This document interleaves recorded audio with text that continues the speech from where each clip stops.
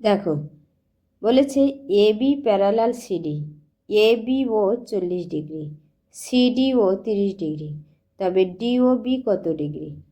A B O 40 degree, CD O 30 degree, তবে D ও B এটার value কত? দেখো এ বি আর সিডি যদি প্যারালাল হয়, এখান থেকে একটা লাইন ড্র করলে এটাও এই দুটোর সঙ্গে প্যারালাল হবে। তার মানে A B parallel EF parallel CD, বোঝা গেছে?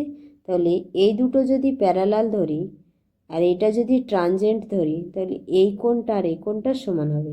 এই কোণের মান 40 ডিগ্রি মানে এর মানও 40 ডিগ্রি হবে। আবার এটার সঙ্গে এটা করলে, প্যারালাল করলে এই কোণের ভ্যালু আর এই কোণের ভ্যালু সেম হবে। এটা 30 ডিগ্রি মানে এটাও 30 ডিগ্রি। তাহলে angle DOB equal to 40 degree plus 30 degree equal to 70 degree. C option answer.